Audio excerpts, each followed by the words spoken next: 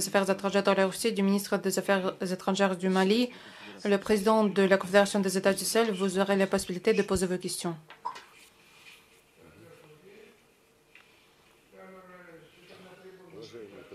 Mesdames et messieurs les représentants des médias, nous venons de terminer les premières rencontres sous le format Russie, conférence des États du Sahel, avec nos amis le Mali, le Burkina Faso et le Niger.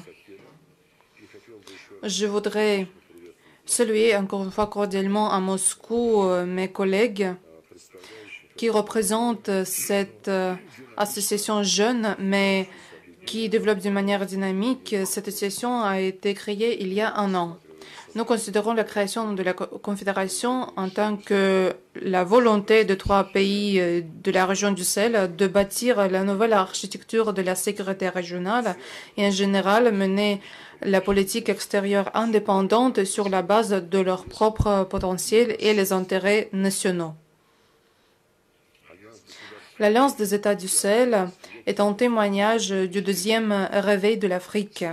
Les aspirations des Africains de jouer un rôle actif, indépendant dans les affaires internationales et se débarrasser des restes de la dépendance coloniale. De ma part, j'ai souligné que nous allons soutenir le renforcement des positions du continent et aider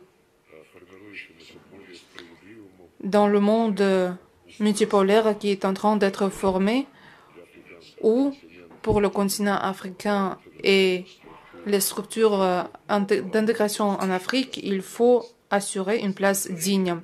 Nous avons constaté avec satisfaction la volonté mutuelle à renforcer notre partenariat qui se base sur la confiance et le respect mutuel et le profit mutuel. De ma part, j'ai constaté la volonté de la Russie d'aider la Confédération sur tous les 3 volets prioritaires de son activité, la défense et la sécurité, deuxièmement l'économie, et troisièmement la diplomatie en tant que participation au processus international. La région du Sahara-Sahel fait face aux manifestations du terrorisme et nous avons souligné que les causes profondes de ce problème sont enracinées dans le passé colonial. Par exemple, à cause des métropoles, nous le savons bien, en Afrique, les frontières des États ont été définies sans tenir en compte les traits spécifiques locaux des populations qui habitent en certains territoires. Les métropoles ont divisé les peuples, les groupes ethniques, en les restant dans les États séparés. Et cela a impacté négativement le continent. Certains joueurs internationaux hors la région continuent les tentatives de déstabiliser la région. Parmi eux se trouve le régime de Kiev qui, avec la pleine connivence de ses sponsors occidentaux, soutient ouvertement les groupes terroristes dans cette région de l'Afrique. De ma part, j'ai souligné la volonté de Moscou d'augmenter le potentiel des forces unifiées des États du Sahel, augmenter leur capacité de combat, la capacité des forces armées nationales de chaque pays, former les cadres militaires et les employés des forces du maintien de l'ordre. Nous aidons aux pays de l'Alliance des États du Sahel dans d'autres domaines. Nous livrons de manière régulière les produits agricoles, les engrais, les vecteurs d'énergie et d'autres produits critiques. Nous sommes conscients de la signification de ces fournitures, premièrement, de l'alimentation pour le développement social et économique des États africains. Le volume de nos échanges commerciaux a augmenté de 10 fois, mais il ne faut pas nous arrêter ici puisque les chiffres restent assez modestes et ces chiffres ne correspondent pas à nos potentialités. Aujourd'hui, nous avons abordé cette question et nous sommes convenus afin de renforcer le fondement matériel de notre coopération.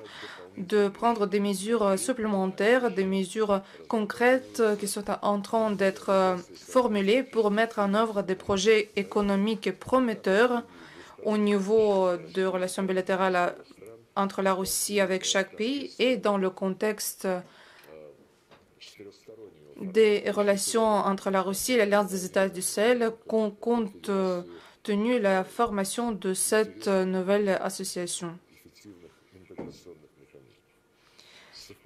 Nous avons abordé les questions pertinentes de l'agenda global et régional. Nous sommes unis par l'attachement aux principes de base du droit international, comme la légalité souveraine des États, la non-ingérence dans les affaires intérieures, le respect du droit des peuples à définir indépendamment leur sort, les modèles du développement politique, social et économique, et bien sûr, nous sommes unis par le respect d'un autre principe des Nations Unies qui est lié au respect des droits de l'homme, indépendamment de la race, du sexe, de la langue et de la religion. Nous nous sommes prononcés contre la politisation de ce sujet, ce qui est aimé par nos collègues occidentaux au sein des Nations Unies en tâchant de politiser le travail de cette structure dans les cas où on doit assurer le respect des droits des peuples qui sont violés partout et récemment en Europe. Nous avons abordé les aspects liés à la sortie du Mali, du Burkina Faso et du Niger de la CEDEAO. Nous avons abordé les principes pour normaliser la coexistence de ces deux associations. La Russie est prête à aider à la normalisation du dialogue constructif entre ces associations. Si nos services sont nécessités, nous sommes ravis de vous aider. Nous sommes unis puisque le dialogue sur le format Russie-Alliance des États du Sahel donnera une nouvelle dynamique à la promotion de relations bilatérales et apportera une contribution à la normalisation des mécanismes de la coopération entre quatre parties, ce qui va favoriser la coopération dans le cadre du Forum de partenariat Russie-Afrique au niveau des ministres des Affaires étrangères. Nous préparons vers la deuxième session de cet forum. Pour conclure, je tiens à dire que, selon mon ami Abdoulaye Diop, ce drapeau de l'Alliance des États du Sahel est démontré pour la première fois hors la région. Et ce drapeau, si vous le regardez, représente un drapeau avec un baobab. Selon les traditions ouest-africaines, cet arbre signifie la réconciliation et ce signe reflète les aspirations de vos peuples, sans doute. Et je tiens à souhaiter à vos peuples et en général à vos pays, premièrement, de la vie paisible, du bien-être, de la prospérité et du développement efficace de votre confédération. La confédération mérite déjà son autorité, la réputation positive et l'intérêt pour participer au travail de la confédération des États du Sahel est manifesté par d'autres États et je pense que le rôle de cette confédération dans la promotion des intérêts et des programmes nationaux sur le continent africain va se renforcer davantage et la Russie va aider avec plaisir à ces efforts. Pour conclure, je dis que nous avons adopté un communiqué à l'issue de notre réunion. Cet communiqué va être publié. Ce communiqué inclut notre engagement de rendre ces contacts réguliers et nous rencontrer chaque année en Russie ou sur le territoire de ces trois pays. Je vous remercie pour votre attention. Je donne la parole au ministre des Affaires étrangères du Mali en tant que président de la Confédération pour aujourd'hui. Merci. Merci beaucoup. Merci à notre ami Sergei Lavrov pour la considération, le respect, mais aussi pour tous les mots aimables qui viennent d'être prononcés à l'endroit de la Confédération des États du Sahel et sur les développements qui concernent en particulier le drapeau. Je pense que nous sommes tout à fait en phase avec cela. Je voudrais, au nom de mes collègues Yahou Sangaré, ministre des Affaires étrangères de la République du Niger, et aussi Karamogo Jean-Marie Traoré, ministre des Affaires étrangères de la République, du Burkina Faso, partager avec vous quelques conclusions de l'échange très enrichissant que nous venons d'avoir avec notre collègue et ami Sergueï Lavrov dans la première rencontre AES-Russie qui se tient ici à Moscou. Je voudrais pouvoir décliner les conclusions de nos travaux en 4 points essentiels. Le premier point qu'il faut retenir, c'est que la Russie est un allié de la Confédération des États du Sahel, avec laquelle elle partage une vision commune dans un certain nombre de domaines. Donc, il s'agit pour nous d'une première consultation politique avec un partenaire à l'extérieur de la Confédération des États du Sahel, ce qui signifie que nous partageons beaucoup de valeurs communes que vous avez déjà déclinées, et aussi que plus qu'un partenaire, la Russie est aujourd'hui un allié sincère, mais un allié constant qui a toujours été aux côtés de nos pays depuis leurs indépendances respectives. Mais aussi, notre présence aujourd'hui aussi à Moscou, c'est le témoignage du fait que la Russie a été le premier pays à reconnaître la Confédération des États du Sahel presque une semaine après sa création. Nous avons été aussi heureux d'accueillir dans notre région une visite de 3 pays par le vice-ministre russe des Affaires étrangères, qui a été aussi un moment extrêmement important d'engager un dialogue politique sur des questions de sécurité comme sur les questions de développement. Pour nos pays, son Excellence le président Traoré du Burkina Faso, comme le général d'armée Abdourahmane Tchani de la République du Niger, comme le général d'armée Assimi Goïta du Mali, en conjonction avec son Excellence le président Vladimir Poutine, mettent aujourd'hui l'intérêt de leur population au cœur de leurs actions.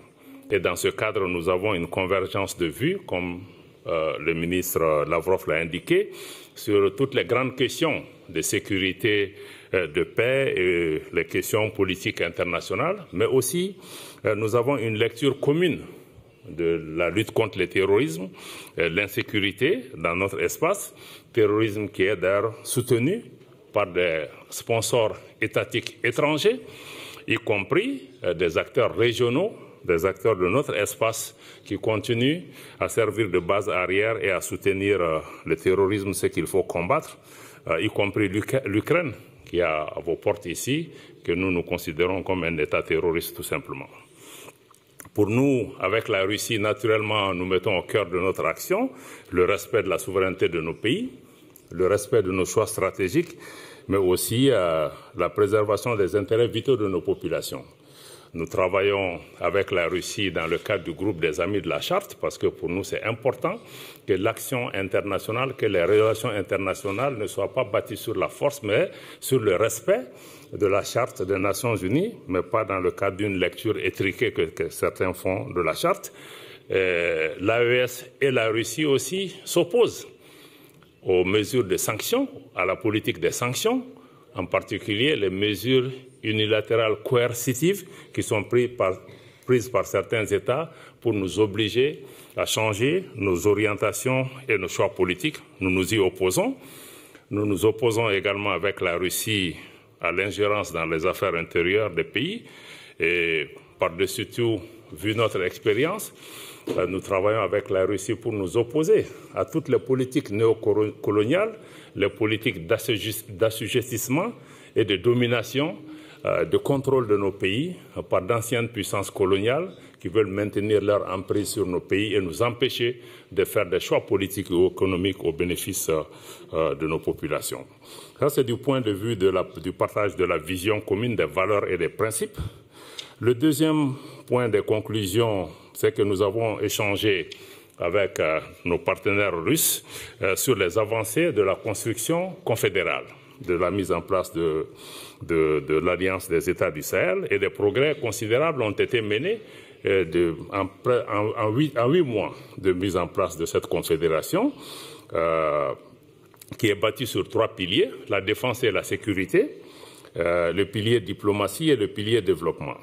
Sur le pilier défense et sécurité pour lequel la Russie est un partenaire stratégique important, aujourd'hui, nos unités travaillent dans le cadre d'opérations conjointes entre les 3 pays qui donnent des résultats considérables sur le terrain avec la neutralisation de beaucoup de groupes terroristes dont certains se sont rendus aux autorités. Aujourd'hui, nous évoluons dans le cadre d'opérations militaires conjointes. L'objectif pour nous est d'arriver à mettre en place une force unifiée de la Confédération des États du Sahel pour mutualiser nos efforts dans le cadre de la lutte contre le terrorisme.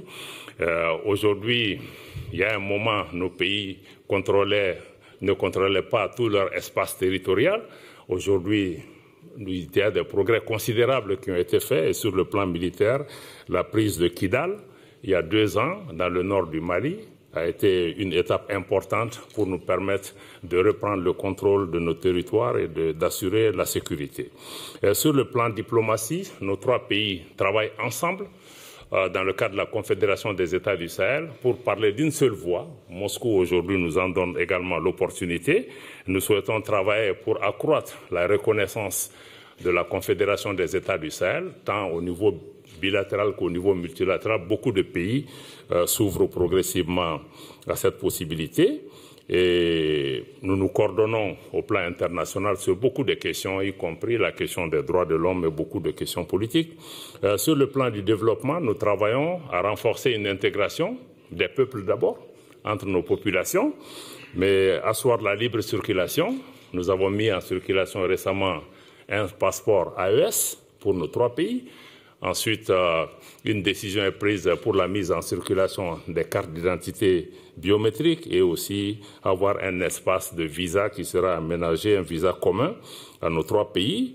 Nos pays travaillent aussi dans le cadre de projets structurants dans le domaine des infrastructures, de l'énergie et d'autres domaines.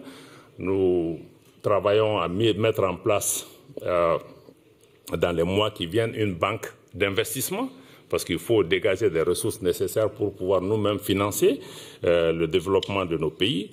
Et récemment, nous avons mis en place un prélèvement confédéral qui permet de prélever 0,5% des importations pour pouvoir financer le fonctionnement de cette organisation, de cette confédération, mais aussi en même temps pouvoir financer la banque d'investissement, mais aussi financer les différents projets structurants dans notre souci d'avoir une organisation qui soit autonome, mais qui soit financée principalement par nos ressources, même si nous restons ouverts à différents partenariats sans qu'ils puissent prendre le contrôle de notre organisation.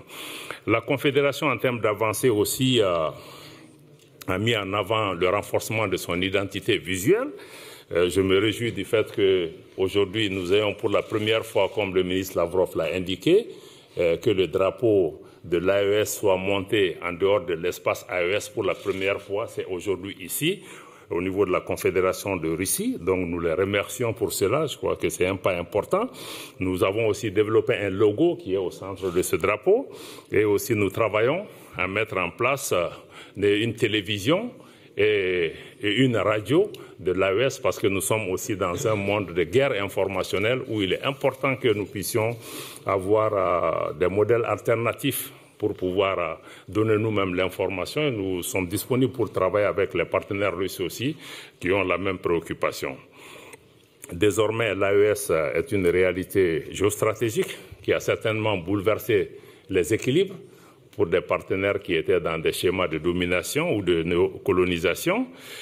Il y a certainement des défis importants, des défis qui viennent surtout d'anciennes puissances coloniales, ou puissances occidentales ou en tout cas d'acteurs régionaux en quête de leadership ou de domination sur nos pays. Et ces défis, nous allons pouvoir continuer à y travailler. Aujourd'hui, l'AES est un espace géographique très important et stratégique au cœur de l'Afrique de l'Ouest, avec 75 millions d'habitants et un potentiel économique extrêmement important si nous arrivons à assurer la paix et la sécurité. C'est pourquoi c'est important pour nous d'avoir ce partenariat avec la Russie pour nous aider à avoir la paix, la stabilité, pour pouvoir exploiter nos ressources au bénéfice de nos populations, mais aussi au bénéfice des partenaires qui viennent avec nous. Le troisième point de conclusion majeur de nos échanges, c'est comme je l'ai dit, la Russie nous a réitéré sa volonté de rester à nos côtés en tant que partenaire sincère, constant, et de maintenir une lecture objective de la situation de nos pays, et aussi de continuer à soutenir nos pays sur la scène internationale, comme nous nous sommes engagés aussi à travailler pour apporter notre appui à la Russie chaque fois que cela est demandé. Nous saluons la résilience du peuple russe et aussi, je voudrais rappeler notre engagement commun à redoubler nos efforts dans le cadre de la lutte contre le terrorisme, contre les terroristes et contre les sponsors étatiques des groupes terroristes, comme l'Ukraine, comme je l'ai indiqué, qui est aussi un des sponsors du terrorisme et qui doit être traité comme tel. La Confédération AES œuvre à défendre en particulier notre sécurité. Nous avons été bâtis pour ça en particulier, mais aussi défendre les intérêts de nos populations. Nous ne cherchons à menacer aucun pays, aucun peuple. Nous voulons juste défendre nos intérêts. Comme je l'ai dit, il y a des opportunités économiques qui existent. Nous voulons travailler à des mesures de facilitation des investissements pour les partenaires extérieurs pour pouvoir nous aider à exploiter, à transformer nos productions, nos produits au bénéfice de nos populations et à développer des différentes infrastructures dans le domaine de la télécommunication, des mines, de l'énergie et de l'énergie renouvelable. Enfin, en termes de perspective, comme quatrième point, nous sommes convenus, la partie russe avec le ministre Lavrov et nous-mêmes, d'institutionnaliser ce mécanisme de consultation AES-Russie et que la prochaine session de ces consultations se tienne dans l'espace AES et que ces rencontres se tiennent alternativement en Russie et dans l'espace AES. Nous sommes aussi convenus, nous nous en réjouissons de l'établissement d'un partenariat stratégique entre l'AES et la Russie sur les questions de sécurité, mais comme sur les questions de développement et de coordination diplomatique.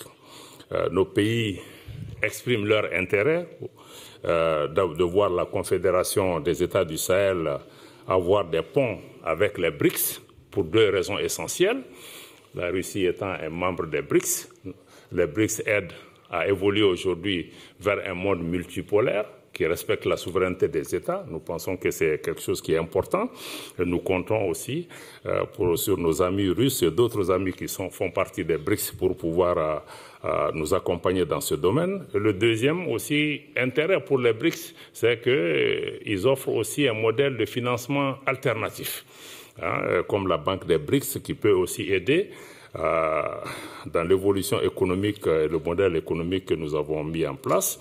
Et enfin, je me réjouis du fait que nous avons un communiqué qui sanctionne nos travaux et je suis certain que vous allez pouvoir parcourir cela. En tout cas, en résumé, je pense que c'est un dialogue qui est continu, c'est un engagement fort des deux parties de travailler ensemble, d'avoir un partenariat stratégique ouvert, voilà, qui nous permettent aussi de travailler avec d'autres partenaires et d'autres alliés pour l'intérêt de nos populations, pour la sécurité de notre espace, pour notre autonomie en tant qu'acteur international qui puisse agir sans être sujet à des injonctions ici et là. Voilà ce que je voulais dire, qui puisse contenir un peu les conclusions de nos travaux. Je ne sais pas c'est quoi là. Next step. Пожалуйста, офис радио и телевещания Мали. Et de télévision du Mali. Les ministres, moi c'est Brahma Traoré, journaliste de la télévision nationale du Mali. La question s'adresse au ministre Sergueï Lavrov. Vous venez de rencontrer vos homologues de la Confédération des États du Sahel. Une première rencontre. Est-ce qu'on peut savoir les principaux engagements pris à l'issue de cette première rencontre pour renforcer ces partenariats, ces nouveaux partenariats entre AES et la Fédération de Russie, notamment dans les domaines de la diplomatie, de la défense et du développement? Comme j'ai déjà dit, nous avons approuvé le communiqué et très prochainement, il sera diffusé. L'attention est portée aux questions de la défense et de la sécurité pour assurer l'indépendance, la souveraineté et l'intégrité territoriale de 3 pays qui ont formé la Confédération AES. Comme vous avez déjà entendu parler aujourd'hui, il crée des forces unifiées de la Confédération AES et la Fédération de Russie a approuvé, confirmé aujourd'hui qu'à part le renforcement de la capacité de ces 3 pays dans le cadre bilatéral, la Russie apporterait son soutien pour la formation de ces forces armées unifiées de l'Alliance des États du Sahel. Nous allons fournir des consultations parce que nous avons une expérience de travail avec notre voisin, les républiques de Biélorusse. Nous avons également l'expérience de travail avec les membres de l'ETCS et je pense que cette expérience pourra être bénéfique pour la formation des forces unifiées de l'Alliance des États du Sahel. Bien sûr, nous serons prêts à transmettre cette expérience en organisant une formation en continu et en utilisant les instructeurs russes qui travaillent déjà dans les pays qui sont présentés ici. Bien sûr, il s'agit de la livraison des articles à destination militaire. Bien sûr, c'est un pas important pour renforcer, pour établir ces forces unifiées dans ce format. Et nos spécialistes peuvent leur aider à développer un schéma d'approvisionnement de ces forces pour fournir des armes concrètes, le matériel militaire concret. Là-dessus, nous avons des accords tout à fait concrets. Suite à nos actions bilatérales, il y a maintenant ce format quadripartite et qui va enrichir nos liens en matière militaire et technique. Quant à la diplomatie, nous avons confirmé l'affinité de nos positions sur les questions de la vie internationale. Nous coordonnons nos efforts, nos actions au sein de l'ONU. Les pays amis qui sont présentés ici soutiennent toutes nos initiatives et sont co-auteurs de nombreuses de ces initiatives dans le cadre du travail de l'Assemblée générale de l'ONU. Nous répondons de manière adéquate et nous soutenons leurs aspirations tout à fait justes, l'aspiration du Mali, du Burkina Faso et du Niger, qui veulent défendre les intérêts nationaux et qui aspirent à avoir le respect de leur indépendance, de leur autonomie. Nous les appuyons non seulement sur le plan politique et moral, mais par exemple quand au Conseil de sécurité de l'ONU on tente de faire passer les décisions qui ne sont pas acceptables pour les pays membres de l'AES, la Fédération de Russie ne fait tout en sorte que ces décisions ne soient pas passées. On peut parler beaucoup de notre coopération au sein de l'ONU, mais alors je vous assure et je tiens à dire que nous avons une solidarité lors des élections de différentes des différents organes de l'ONU et nous soutenons des candidatures que sont proposées par nos États respectifs. Plus en détail, pour vous en informer plus, vous pouvez lire le communiqué de presse. Je pense que c'est un communiqué très important, très utile, et il reflète notre volonté de travailler étroitement dans ce format. Merci. L'agence Sputnik, s'il vous plaît. Bonjour, monsieur le ministre. J'ai une question pour le ministre malien des Affaires étrangères. Monsieur Abdoulaye Diop, Votre Excellence, récemment, les pays de l'AES ont l'un après l'autre tourné le dos à l'Organisation internationale de la francophonie. Pourriez-vous dire quelles en sont les raisons principales et comment voyez-vous désormais le futur linguistique pour l'Alliance? Merci. Le futur linguistique de l'Alliance n'a aucun problème. parce que nos pays, nous parlions déjà nos langues nationales et nous allons continuer à travailler pour promouvoir nos langues nationales. Pour revenir à votre question en ce qui concerne l'Organisation internationale de la francophonie, je dois rappeler que nos pays parlaient le français avant de joindre l'OIF, qui n'a été créé que dans les années 70. Mais nos pays, de façon sur le plan du principe, nous adhérons ou nous nous retirons de nos organisations en pleine souveraineté. Et quand nous adhérons aux organisations, ces organisations sont bâties sur des règles et des principes. On ne peut pas être dans des organisations, d'abord, où ces organisations de plusieurs dizaines de membres, que ce soit un pays dominant qui contrôle cette organisation. Ce n'est pas acceptable. Et qu'ensuite, nous soyons dans des organisations où il y a des règles, parce que pour ce qui concerne le cas de nos pays, qui ont été suspendus de l'OIF, sur la base des textes de l'OIF, à cause des changements politiques et institutionnels qui sont intervenus dans nos pays. Mais il y a d'autres pays qui ont connu les mêmes développements, mais qui n'ont eu il n'y a eu aucun problème. Donc pourquoi nos trois pays sont ciblés? Parce que nous avons fait des choix qui vont à l'encontre de ces pays dominants de l'OIF.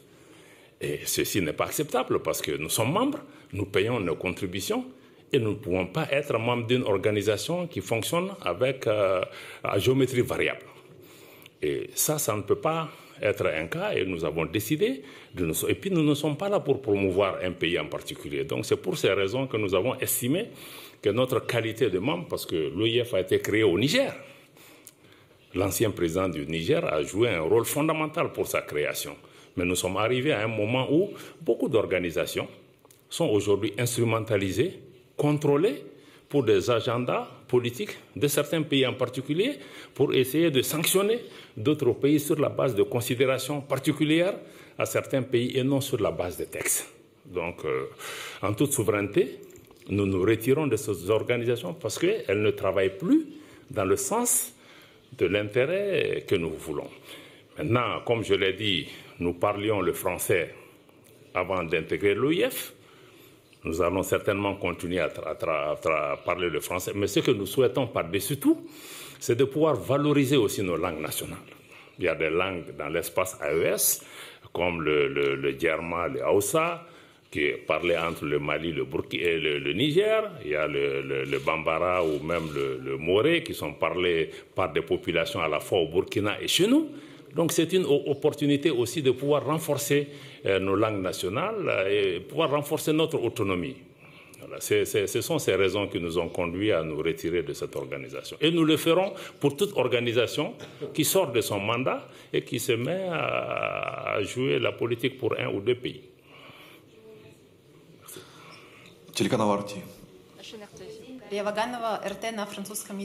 RT en français, Daria Vaganova. Ma question à M. Bakary. 2024, l'ouverture de l'ambassade russe à Niamey, la capitale du Niger, a été annoncée. Où en est-on actuellement? Merci. Merci.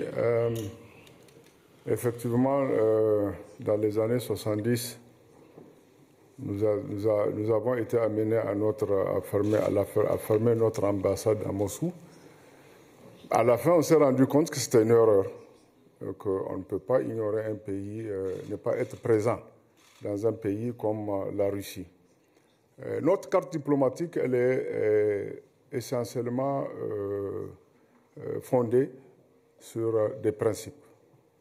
Celui du bon voisinage, c'est ce qui explique que la plupart de nos ambassades se trouvent... L'intégration africaine, la plupart de nos ambassades se trouvent en Afrique. Le bon voisinage, nous avons des ambassades dans tous les pays voisins et nous sommes... le développement. Nous sommes présents dans 4 des 5 membres permanents du Conseil de sécurité. Donc, on s'est rendu compte que c'était une erreur, qu'il fallait corriger. La dynamique y était, mais avec les événements du 26 juillet 2023, où la Russie est apparue comme un partenaire stratégique. Elle était partenaire déjà du Niger. On avait déjà de la coopération avec la Russie, mais qui était une coopération très nuancée du fait que de certains dictats, les dictats de certains pays, avec l'avènement du CNSP au pouvoir, la Russie était le premier pays à répondre présent à nos côtés. Et par la suite, à cause des défis sécuritaires et des menaces dont le Niger fait face, ce pays est resté à manquer sa disponibilité à être à nos côtés. Bien avant, au niveau de l'Assemblée générale des Nations unies, notre délégation avait été empêchée de participation. La Russie était parmi les tout premiers pays à nous apporter son soutien et à nous conseiller à faire du lobbying pour notre pays, pour que notre pays retrouve sa qualité de membre à part entière des Nations unies. Il est donc tout à fait évident qu'avec la configuration actuelle de nos relations, parce qu'il fallait repositionner, il fallait redimensionner notre politique étrangère pour la mettre plus en cohérence avec des pays qui d'abord reconnaissent la justesse de ce que nous faisons, de ce que nous menons comme lutte, des pays qui sont prêts à traiter avec nous d'égal à égal, et des pays qui nous reconnaissent le droit de nous retrouver dans une confédération et de nous aider dans cette logique. Nous avons jugé nécessaire, plus que nécessaire d'ailleurs, d'ouvrir une ambassade ici. Et sur la base de la réciprocité, la Russie est en train de faire autant. Pour le Niger, c'est déjà effectif. Nous avons notre ambassadeur qui est déjà sur place. Nous avons le personnel diplomatique qui est sur place. Nous sommes dans la logique de l'accréditation d'un attaché de défense. Maintenant, au niveau de la Russie, c'est suffisamment avancé. L'autorisation y est. Dernièrement, l'ambassadeur de Russie au Mali, qui a pour juridiction le Niger, a effectué une mission au Niger. Il a visité des bâtiments. Il est dans la perspective de trouver des bâtiments qui vont abriter la chancellerie, la résidence et l'ensemble du régiment du personnel diplomatique. Et nous attendons d'un moment à un autre pour que la Russie nous propose un nouvel ambassadeur. Et je vous assure, nous l'attendons avec beaucoup d'impatience et ça sera fait dans les plus brefs délais. Merci. Radio et télévision Burkina Faso. Radio Burkina Faso, s'il vous plaît. Bonjour, je suis Mariama Tamboura, journaliste à la télévision nationale du Burkina Faso. Ma question s'adresse à mon ministre en charge des Affaires étrangères. Monsieur le ministre, après cette rencontre d'aujourd'hui, quelles seront les prochaines étapes au niveau de l'AES pour consolider ce qui a été dit aujourd'hui? Bien, merci. Je pense que les prochaines étapes transparaissent déjà à travers les différentes réponses pertinentes qui ont été données par leurs excellences, les ministres des Affaires étrangères. Au niveau de l'AES, il s'agira de poursuivre la structuration à travers la consolidation des institutions nouvelles qui vont naître. Et ces institutions, c'est quoi? C'est la force unifiée. Ces institutions, c'est quoi? C'est la banque d'investissement. Ces institutions, c'est probablement les centrales d'achat. Donc, il s'agira pour nous de travailler à consolider la structuration de ces institutions. Et naturellement, dans le cadre des rapports entre la Confédération et la Fédération, on va dire, il s'agira de poursuivre. Aujourd'hui, nous avons validé l'institutionnalisation des consultations au niveau ministre des Affaires étrangères. Et je crois qu'avec les résultats probants que nous avons obtenus déjà, quand vous regardez les chiffres en matière de commerce, il s'agira de poursuivre et je crois que ça se consolide au fil des forats. La Russie est de plus en plus une destination privilégiée pour le secteur privé de la Confédération et vice-versa. Donc nous allons travailler à davantage créer un environnement qui va favoriser ce niveau-là, mais aussi dans tous les secteurs. Et je crois que c'est aussi l'opportunité ici pour encore saluer la disponibilité de la Russie à travailler avec ces nouvelles institutions naissantes, à savoir la Force unifiée et la Banque d'investissement. Merci. Спасибо.